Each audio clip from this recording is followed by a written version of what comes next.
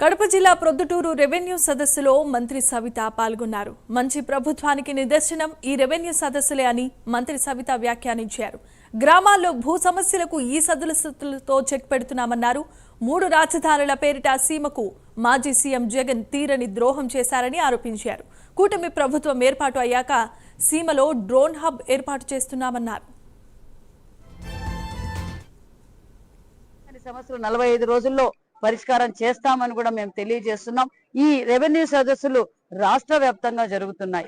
ఇది మంచి ప్రభుత్వం అని చెప్పడానికి ఇది ఒక నిదర్శనం అని తెలియజేయాలి. ఎందుకంటే ముఖ్యంగా ఈ రెవెన్యూ సదస్సులు ఏర్పాటు చేయడం బడుగు బలహీన వర్గాలందరికీ ప్రజలకు ఒక నమ్మకం. మా గ్రామంలోనే రెవెన్యూ సదస్సులు పెట్టడం వల్ల మా సమస్యలు ఇక్కడే పరిష్కారం అవుతాయని చాలా మంది చాలా మంచి ప్రభుత్వం మంచి నిర్ణయం తీసుకున్నారు. మరి రెవెన్యూ శాఖ మంత్రి గారికి మరియు ముఖ్యమంత్రి గారికి ప్రజలు కూడా ప్రత్యేకతమైన ధన్యవాదాలు కూడా తెలియజేస్తున్నారు. మరి ఇది ఒక మంచి ప్రభుత్వం అని చెప్పడానికి ఇది ఒక నిదర్శనం. ప్రభుత్వం వచ్చిన 5 నెలల లోపే అనేక సంక్షేమ పథకాలు ఒక పక్క ఏదైతే మాట చెప్పామో ఆ మాట ప్రకారం 4000 పెన్షన్ ఇచ్చాం. వికలాంగులకు 3000 ఉన్న పెన్షన్ 6000 చేశాం.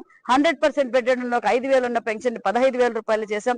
రాష్ట్ర వ్యాప్తంగా అన్నా క్యాంటీన్లు ఓపెన్ చేశాం. ఉచిత ఇసుక అన్నాం. అమరావతి పనులు మొదలైనాయి. ఇక్కడ పరిష్కారం కాని సమస్య